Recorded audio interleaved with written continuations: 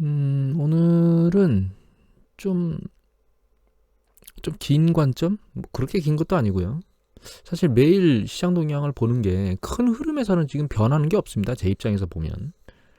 그런데 중간에 이제 시장이 움직이고 여러 가지 뉴스 보도들 때문에 나오는 것들 때문에 신경을 쓰게 되는 것일 뿐이지 추세 전체상으로 놓고 보면 사실 변화가 없어요. 그런 관점에서 조금 알아보겠습니다.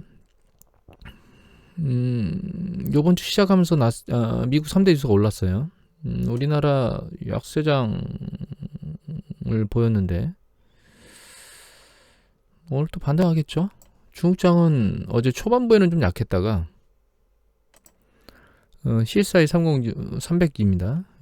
초반엔 좀 약했다가 후반부에 플러스로 끝났어요. 일봉상으로 놓고 보면 내려갈 때 계속 눌리는 것 같긴 하지만 저항에 대한 움직임이 계속 보이고 있고요. 여기 보면 21이동 평균선 같은데요. 빨간 게 이거 21이동 평균선 위에서 버티려고 애를 많이 쓰고 있습니다. 지금 현재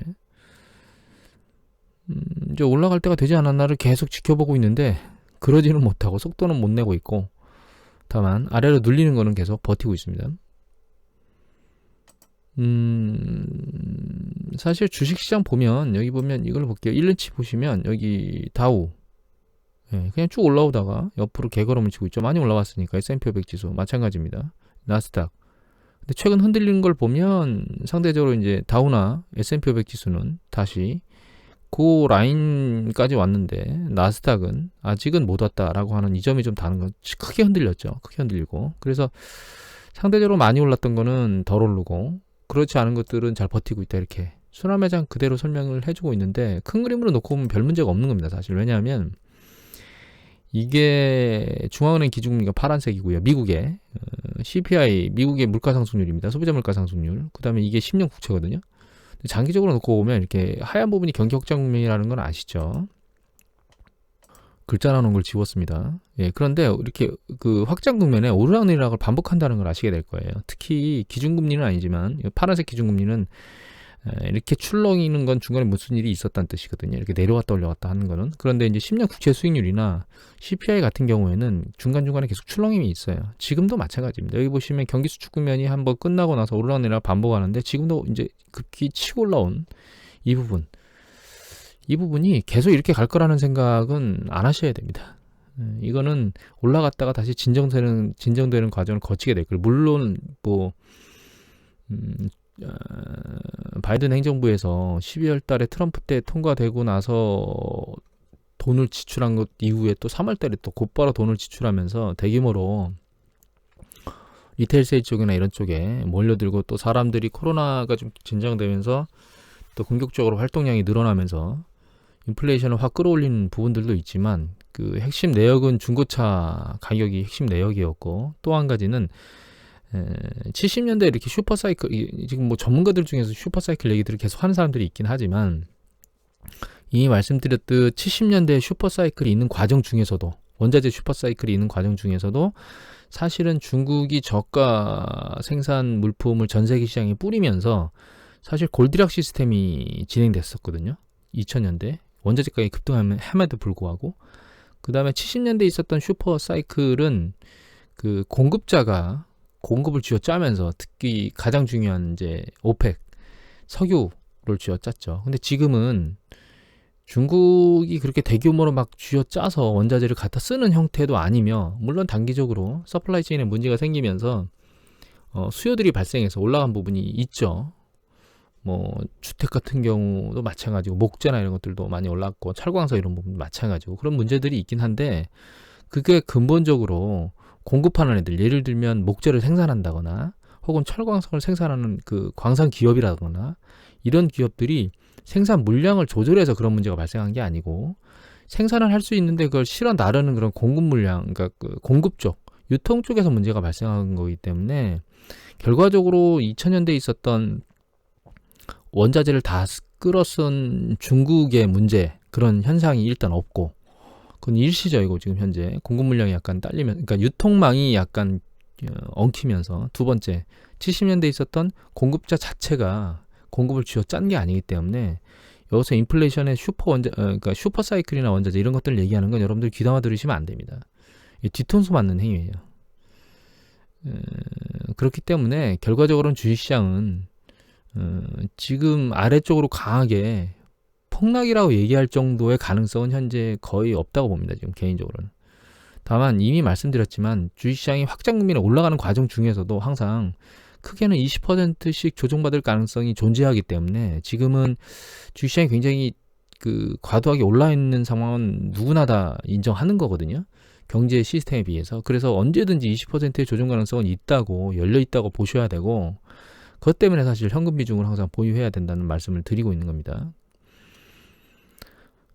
그래서 시장 그렇게 그냥 한 걸음 떨어져서 놓고 보면 그냥 평상적으로 일어나는 거예요. 주식시장이 올라가는 과정 중에 뭐 이런 이슈가 있다 저런 이슈가 있다 그래서 오르락내리락 그냥 반복하지만 그 파동 자체가 아래쪽으로 곤두박질 치는 파동이 아니라는 겁니다. 국내 시장은 약간 바뀐 게 있다면 연기금이 찔끔찔끔 그나마 사는 행동이 늘었다는 거예요. 그러니까 보시면 지난번에 한번 제가 말씀드렸었는데 역시 뭐 5월 4월까지는 큰 액션이 없었거든요. 그런데 여기 보시면 아까 3월이었죠. 5월이 아니고 5월 4월 끝나고 나서 5월 들어오면서 조금씩 그나마 파는 액션만 있는 게 아니고 사는 액션도 반복적으로 좀 일어나고 있죠. 그래서 아래로 세게 밀리게 되면 연기금이 주식시장을 떠받치러 들어오게 될 겁니다. 또 한 가지는 주변 자금인데요. 이거 신용융자 잔고입니다. 증권사에서 투자자들한테 빚내주는 그 신용융자 잔고가 추세적으로는 지금 계속 올라오고 있어요. 살짝 내렸다 올랐다 하는 건 이건 주식시장 움직임에 따라서 약간씩 줄고 늘어나는 거고, 그 다음에 이거 신용융자 잔고 이외에도 여기 보시면 증시 주변 자금이에요. 투자자 예탁금인데 이게 작년 3월이거든요. 작년 3월에 한 31조 있던 게 지금 64조까지 있어요. 거의 2배 이상 늘어나서 결과적으로는 시장에 엄청나게 많은 자금들이 있습니다. 그런데 외국인들이 파는 규모를 보면 많이 팔면 2조 7천억이거든요. 이거 2조 7천억을 매일 팔아도 64조면 한 20일은 버틸 수 있나요? 30일 가까이 버티나? 30일까지 한 달은 버틸 수 있죠. 거래로 놓고 보면. 그러니까 상당히 많은 물량들을 가지고 있고, 이게 밀리면 대형주 위주로 개미들이 안정성을 추구하면서 성장을 기대할 수 있는 그런 쪽으로 이제 매집을 하는 걸 하고 있기 때문에 지수상으로는 밀리기가 어렵다. 코스피 지수나 이런 것들. 지수상 밀리기 어렵다라고 하는 부분들을 잘 이해하면 시장 자체는 붕괴가 어렵다고 생각을 하시면 됩니다. 한 가지 이제 우리가 이해해야 될 건 작년도만큼 올라왔던 그런 과도한 속도에 대해서 이제는 버려야 된다는 점입니다. 이 스펙, 미국 같은 경우는 스펙이 일단 상장돼 있으면 다른 어떤 기업들이 스펙과 M&A 하면서 유후에 상장하는 그런 비슷한 형태로 해서 작년에 굉장히 뜨거웠었는데 지금은 스펙이 완전히 꺼지고 있는 상태거든요. 그러니까 과열됐던 투자자들의 광기들이 식어가고 있다는 뜻입니다. 그래서 작년도에 그렇게 정신없이 밀고 올라왔던 거는 투자들의 광기 때문에 밀고 올라왔었는데 투자 욕심이죠. 그런 것들이 식어가고 있다는 것들을 이해하셔야 되고, 또 한 가지 그런 이슈가 이제 가상화폐 쪽에서 나오고 있는 거죠. 물론 가상화폐가 급락한 이후에 어제 보면 상당히 많이 튀었습니다. 하루 11%, 뭐 25%, 33% 상당히 많이 튀었는데 여기서 우리가 가상화폐 쪽에서도 봐야 될 건 투심들이 많이 식었다. 스펙이나 이 가상화폐 쪽, 그리고 ARKK 제가 가끔 보여드렸죠. 돈나머니가 운영하는 것 ETF, 그것도 많이 꺼진 다음에 머리를 들기가 어려워서 헤매고 있는 것들을 보시면 이 세 가지로 여러분들이 인지하셔야 될 건 투자자들의 투심이 작년에 있었던 그런 뜨거운 것에서 식어가기 때문에 작년에 올라왔던 그런 속도의 탄력을 받고 올라간다라고 주식을 바라보면서 투자를 하면 여러분들은 성공하기가 쉽지 않을 거다. 그러니까 이게 무슨 얘기냐면 뭐 급격히 조정받은 게 이제 상대적으로 많이 올라갔다가 쭉 밑으로 내려온 것들 있죠. 그거 급격히 타고 다시 전고점을 돌파하고 위로 쭉 올라갈 거다라고 하는 생각으로 잡았다가는 그런 패턴을 보는 게 아니고 지지부진하게 옆으로 개걸음을 치거나 혹은 아래로 더 내려가는 이런 곤란한 상황에 빠질 수도 있다라고 하는 부분들을 생각해야 된다고 말씀드리고 싶어요. 그리고 가상화폐가 이렇게 밀리고 있는데 다시 반등이 세긴 하지만 사실 안 좋은 것들이 많습니다. 일단 해외적으로 놓고 보면 뭐 여러 가지 얘기들이 있는데 특히 가장 지금 세게 움직이는 게 중국이거든요. 중국에 제가 예전에 본 뉴스 보도로 기억하기로는 중국이 비트코인을 채굴하는데 거의 40%, 전 세계 40%를 채굴하는 걸로 알고 있는데 일단 채굴업자들이 막 사업을 중단하고 있고 아주 난리죠. 그 다음에 거래소도 폐지시키고 있습니다. 거래소 문 닫고 있고. 근데 이런 이유를 가장 이렇게 세게 하는 이유는 이미 예전에도 말씀드렸지만 이거예요. 디지털 화폐를 안착시키기 위해서 중국이 당국이 애를 쓰고 있다는 겁니다. 물론 미국 같은 경우에서도 디지털 화폐나 이런 것들 하고 있지만 중국처럼 저렇게 강제적으로 인도나 중국처럼 할 수 없다는 얘기는 이미 드렸었잖아요. 그래서 결과적으로 저는 가상화폐라고 하는 것이 투자 대상으로 완전히 소멸될 수는 없을 것 같습니다. 지금까지 완전히 퍼져 있는 거 보면 계속 살아있긴 할 것 같은데 그게 유통되고 화폐처럼 사용되는 이런 것들은 결과적으로는 이제 중앙은행에서 핸들링하는 디지털 화폐 쪽으로 몰려가게 될 거고 이미 말씀드렸지만 가상화폐가 자꾸 화폐화 되려고 하면 그건 위험한 겁니다. 가상화폐는 그냥 그들만의 리그 안에 있으면서 그들만의 리그 안에서 거래되는 그런 자산으로 존재해야지 그게 자꾸 수면 위로 올라오면서 모든 사람한테 공통적으로 투자할 수 있는 그 무엇으로 가려고 하면 그게 사실 자기 스스로 무덤을 파는 행위들이거든요. 그런 행위라고 하는 얘기는 이미 많이 드렸고 그런 행위를 용인할 수도 없어요. 두 국가가 미국하고 중국에서는 용인할 수가 없습니다. 전 세계적으로 가장 GDP 규모가 큰 그 다음에 기축통화의 지위를 누리고 있는 미국의 입장에서 놓고 보면 또 그런 기축통화의 지위를 누리고 있는 미국의 그 행복함을 중국도 알고 있거든요. 당연히. 그러면 자기가 미국을 누르는 어느 날이 그날이 오면 미국의 지위를 그대로 화폐 쪽에서 이어받을 수 있는데 그걸 가상화폐 쪽으로 넘겨줄 수가 없습니다. 사실. 그래서 장기적 측면에서 놓고 보면 가상화폐는 그냥 그들만의 리그에서 남아야 된다 이렇게 생각을 해야 된다고 생각해요. 우리나라 입장에서는 여기 보시면 은행들이 실명계좌 발급을 거부하고 있습니다. 그래서 제가 알고 있기로는 3개의 은행 정도가 거래소에 실명이 확인된 계좌를 고객들한테 그 거래소 고객이죠. 그 가상화폐 거래소 고객한테 실명이 확인된 그 개인에 대한 고객 계좌를 오픈해 주는 걸로 알고 있는데 그 거래소가 4개인 걸로 알고 있습니다. 그리고 은행은 3개로 알고 있습니다. 그리고 추가적으로 예전에 그렇게 이제 받아줬고 지금은 추가적으로 할 거래소가 아예 없기 때문에 그 이외의 거래소들은 전부 다 문을 닫을 거라고 생각하고 있습니다. 제휴은행을 찾기 어려운 게 아니고요. 제휴은행이 생기질 않을 겁니다. 그래서 결과적으로는 그 가상화폐 거래소로 모두 거래가 옮겨져야 되고 그 사람들은 모두 실명 쪽으로 가야 되는데 우리나라도 세금을 걷는 것에 대해서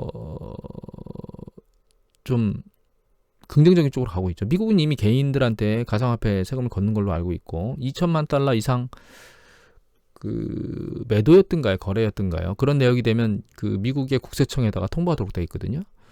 그리고 또 한 가지 가상화폐가 자꾸 공식화되면 여기에다가 자금을 묻어뒀던 사람들은 부정적이에요. 왜냐하면 비공식화된 것들, 그러니까 세무조사 받는 그런 사람들 은행장이라네 참 죄송합니다. 잘못 말씀드렸네. 그 병원장이 가상화폐 쪽에 자금 묻어뒀다가 서울시 38 기동대한테 들켜가지고 저거에서 그 압수당해서 세금을 냈다는 보도가 나온 적이 있죠. 그러니까 불법 거래에 대한 부분들이 충분히 여기 용인돼 있기 때문에 그런 부분들이 전부 다 공식화되고 세금을 내기 시작하면 이 가상화폐에 대한 거래의 매력도가 떨어집니다. 그런데 거기에 실제로 가상화폐가 화폐처럼 시장에서 유통되는 매력도도 떨어지면 가격 변동성도 떨어질 수 있겠죠. 근데 지금 가상화폐에 들어와 있는 사람들의 투자 매력도는 가격 변동성에 있는 거 아닌가요? 그러니까 위로 세게 올라가는 것, 아래로 세게 내려가는 거 싫어하죠. 위로 세게 올라가는 것을 좋아하는데 이 가격 변동성이 떨어질 수 있다는 뜻이거든요. 그러면 향후에도 가상화폐가 좋을까요? 이런 생각을 좀 한번 해봐야 될 거라고 생각합니다. 그리고 서머스 전 미 재무장관께서 암호화폐가 금을 대안할 수 있는 대안자산으로 갈 수 있다, 가능성이 있다라고 얘기했는데 저는 여기에 대해서는 반대입니다. 좀 부정적인 생각을 가지고 있습니다. 가장 주된 이유는 금은 안전자산의 대표적인 패턴이거든요. 그런데 안전자산이라 함은 가치의 안정성과 결제의 안정성 두 가지를 다 가지고 있어야 됩니다. 가치의 안정성이라고 하는 거는 가격 변동성이 너무 크면 안 되죠. 그런데 가상화폐는 가격 변동성이 현재로서는 커요, 너무. 그죠? 그러니까 대안이 될 수가 없어요. 그런데 이제 앞에서 말씀드렸던 것처럼 이게 공식적으로 세금도 내야 되고 그다음에 그들만의 리그를 넘어서서 모든 사람들이 다 쓸 수 있는 그런 투자 대상으로 확대됐다고 생각을 해보시면 그러니까 가격 변동성이 떨어진 상태 하에서 금처럼 안전하게 가격 상황이 유지되는 단기적 변동성이 줄어든 상황에서 화폐로 쓸 수 있는 유용성도 없는 그런 가상화폐라면 금은 국가 간 결제는 되거든요. 최소한 국가 간에서 결제를 용인하는 그런 자산이거든요. 근데 가상화폐로 국가 간 결제를 용인해 줄까요? 아니죠. 근데 개인들 간의 거래에서도 가상화폐는 쓸모가 없어요. 어디로 용인돼요? 중앙은행이 디지털 화폐가 그런 것들을 대체할 겁니다. 그리고 가격 변동성도 낮아요. 그러면 그 가상화폐에 투자해야 될 이유가 뭐죠? 이유가 없습니다. 이유가. 또 한 가지 가장 주된 이유는 이 금은 하나잖아요. 투자 대상이. 근데 가상화폐는 너무 많아요. 그러니까 결과적으로 금과 가상화폐는 대체될 수가 없다고 생각합니다. 개인적으로. 그래서 저는 서머스 전 재무장관이 얘기하시는 것에 대해서 개인적으로 굉장히 부정적으로 생각하고 있습니다.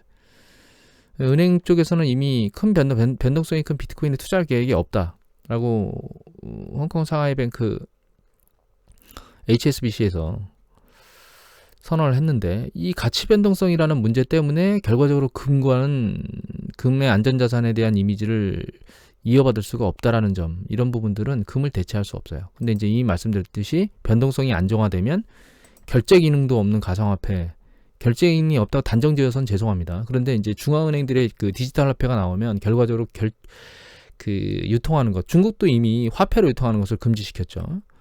그러면 전 세계에서 특히 중국에 가면 이 가상화폐를 못 쓴다는 뜻이거든요. 과연 금으로 갈 수 있을까? 저는 그렇게는 생각 안 합니다. 그리고 금 얘기가 나왔으니까 그러면 가상화폐 쪽에서 나온 돈들이 금으로 갈 수 있겠느냐?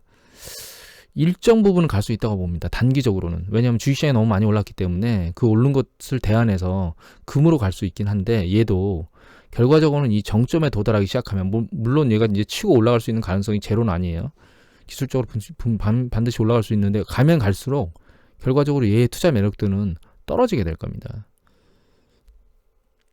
상당히 단기적으로 많이 올라왔고, 추세적으로 여기서 붕괴된, 이미 이제 금 시장이 여기를 돌파하지 못할 거란 얘기들은 여러 가지 이유 때문에 말씀드렸잖아요.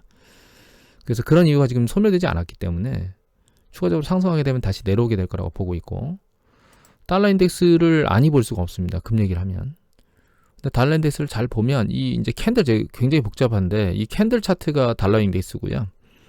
캔들 차트하고 같이 맞물려 움직이는 요 차트, 녹색 차트가 있죠. 연두색이라고 그래야 되나요? 이게 원래 유로화는 유로화를 기준 통화로 하고 달러화를 표시 통화로 하는데, 이 차트는 그거의 역 차트입니다. 그러니까 달러를 기준 통화로 하고 유로화를 표시 통화로 하는 그런, 그러니까 USD EUR 환율입니다. 왜 그렸냐면, 다른 것들도 예를 들면 이제 캔들 차트는 달러 인덱스고, 연두색 차트는 USD EUR이고, 그 다음에 이제 검은색 차트가 USD JPY 일본입니다. 그 다음에 파란색 차트가 USD KRW 우리나라. 그 다음에 이 빨간색 차트가 USD CNY 중국 환율이거든요. 근데 방향성을 똑같이 하기 위해서 그런 겁니다. 이게 아래로 내려간다는 얘기는 달러 가치가 떨어진다는 뜻입니다. 올라간다는 얘기는 달러 가치가 그 해당 통화에 비해서 올라간다는 뜻이거든요. 그래서 가장 지금 성과가 안 좋은 데가 일본인데요. 일본은 보시면 여기가 요 시기가 2020년도 2월달 수준까지, 2, 3월달 수준까지 다시 올라갔어요. 달러 가치가. 엔화 가치를 누르고 올라갔어요. 그러니까 이게 일본 경제가 그만큼 상대적으로 안 좋게 움직인다라고 보시면 됩니다. 그 해당 국가 경제가 좋으면 좋을수록 달러 대비해서 그 해당 국가 통화가 강세를 보이는 패턴이 일반적이거든요. 그리고 우리나라 같은 경우에도 살짝 반등을 하긴 했지만 3월 달에 비해서는 상당히 많이 내려와 있죠. 그리고 우리나라 지금 뭐 외환 그 예금이나 이런 것들이 많이 는다고 보도들이 나왔는데, 지금은 사실 달러를 매집할 때는 아닙니다. 왜냐하면 여기 와 있는 정도가 이 정도거든요. 그런데 지금 저점이 여기에 있어요. 직전에 2018년도에 있었던 게. 그리고 고점은 여기에 있는데, 이게 이렇게 탕 튀려면 글로벌에 문제가 발생해야만 얘가 탕 튑니다. 우리나라 통화 가치가 떨어지면서 우리나라 투자 자금이 외국인 투자 자금이 급격히 이탈하면서. 근데 지금은 우리나라 국가 경제가 지금 잘 돌아가고 있거든요. 그리고 대외적으로 미국에 가서 지금 바이든 대통령하고 그러니까 일본이 미국과 협정을 체결한 거, 우리나라가 미국과 협정을 체결한 거 보면 여러분들 우리나라 국가가 얼마나 지금 현재 잘 운영되고 있는지를 이해하셔야 돼요. 우리나라 같은 경우에는 예를 들면 중국과 관련된 이슈들, 아주 민감한 이슈들은 대부분 다 빠졌고 대만 얘기만 하나 나왔죠. 대만 국가 얘기만 하나 나왔고 중국은 아예 거론이 안 됐고, 두 번째는 제약, 그다음에 전기차, 반도체, 이 세 가지 섹터의 주요한 부분들을 미국에서 우리한테 그 공장 좀 세워줘라 이렇게 부탁할 정도로 돼 있어요. 근데 일본 같은 경우는 그런 얘기들이 전혀 없었죠. 아무것도 없었습니다. 일본은 단순히 미국을 이렇게 틀어막는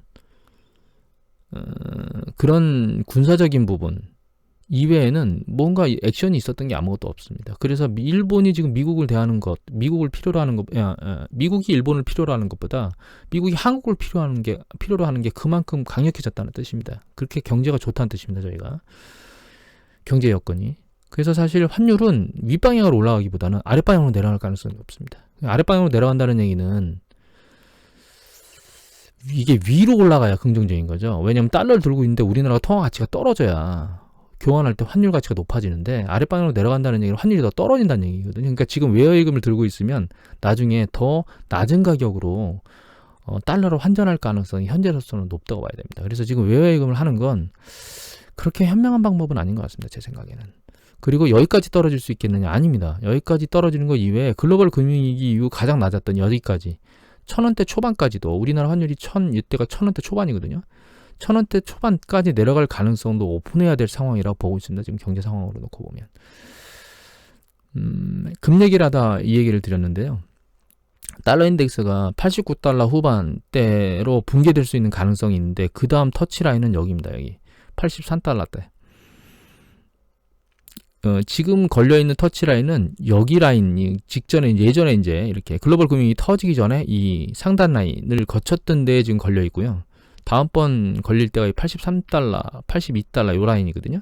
그래서 지금보다 한 5, 6% 정도 더 떨어질 가능성은 존재하는데, 그거는 추세적으로 밑으로 내려갈 방향으로 내려가기보다는 그 정도 바닥을 찍고 나면 다시 상승할 가능성으로 오픈해야 될 것 같아요. 그 가장 주된 이유는 미국의 경제가 글로벌 경제 중에서 그렇게 그러니까 나쁘지 않은 상황으로 가고 있고, 유례 경제하고 미국 경제를 놓고 보면 미국 경제가 좀 더 낫거든요. 그래서 금값이 올라가는 정도가 있겠지만 종합해보면 일정 수준 튀고 나서 이 정점에 도달하면 다시 내려올 가능성이 높아지고, 달러 인덱스는 내려간다 하더라도 80달러대 중반에서 초반에 걸리면 바닥을 다시 한번 뚫린다 하더라도 형성하고 반등할 가능성이 높다고 보고 있습니다. 그리고 변동성이라고 하는 문제하고 그러니까 변동성의 문제에서 안전자산이 아니기 때문에 가상화폐 쪽에서 나온 돈이 금으로만 무조건 쏠려 들어가서 금가격이 계속 고점을 뚫고 올라가겠느냐? 그렇게 생각은 안 하셔야 된다는 생각이 개인적인 생각입니다. 이런저런 얘기들을 그냥 종합적으로 드렸습니다. 오늘은 이것으로 마치도록 하겠습니다.